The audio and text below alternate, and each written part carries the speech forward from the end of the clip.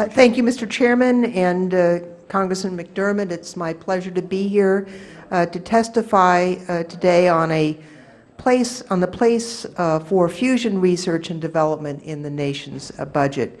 There's overwhelming evidence supporting R&D as a key to growing a vibrant economy for national security and all its definitions, an educated workforce, and we need to continue that progress. And I want to focus in on the role of fusion and fusion energy in that big picture about R&D growing our prosperity. We know that the planet faces a climate crisis that demands that we make every effort to conserve, reduce, and switch energy sources, and we have to investigate all options. Should it be workable, and the physicists as well as I believe that it will be, fusion could be our most effective tool for addressing and preventing the worst effects of climate change. Now, the history of fusion research in the United States is one of tremendous science as well as perpetually insufficient support. There's a long-standing joke that fusion is 30 years away and always will be.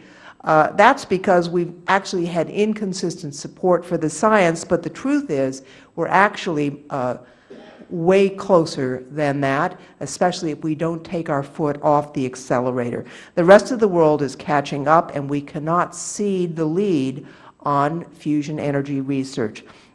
Now, in order to maintain a strong, diversified scientific effort to understand and achieve fusion, we have to make it a budget priority.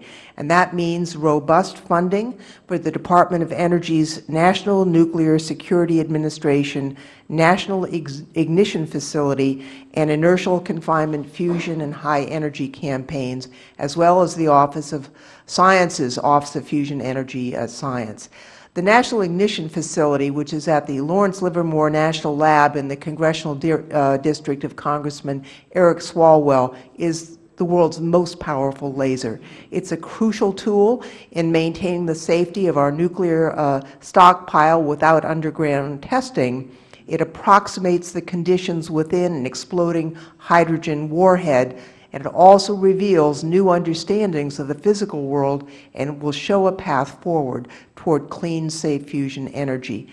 It took years and it took billions of dollars to build the National Ignition Facility. It's the envy of the world's scientists, and just in the past few months, we have had groundbreaking experiments that have been covered in peer-review science journals such as Nature.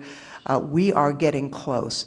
And as the lead physicist at the NIF said, we don't have ignition yet, but we lit the match. We cannot afford to take our foot off the accelerator. Now, unfortunately, budget reductions have already resulted in 300 layoffs at the Lawrence Livermore Lab. 80 of them are scientists, and if we do additional layoffs, we're not going to be able to keep up the science research that needs to happen. It's not just NIF, but ICF companion facilities like the Z machine at Sandia National Labs, Omega at the University of Rochester are also pursuing parts of this cutting-edge research, and we need to make sure that the President's request, which actually is threatening to close brand new facilities like the NDCX2 at Berkeley National Lab and older ones like Alcator CMOD at MIT, that his request not be honored in this case. It fails to keep up even the even funding that we need. Now, budgets by their nature are about making choices, and we have many difficult choices, but we cannot choose to drop the ball on fusion energy research at this point. China and Russia are chasing us. We can't afford to let them overtake us. So I would urge that we maintain even funding for fusion research, for the future of the planet, for the competitiveness of the United States, and for the security that it also assures in avoiding nuclear testing. And with that, Mr. Chairman, Mr. McDermott, I thank you very greatly for listening to me. Thank you for your testimony, and I just would like to thank you, too, for just reminding us that we have competition out there, China and Russia, and thank you for bringing that up.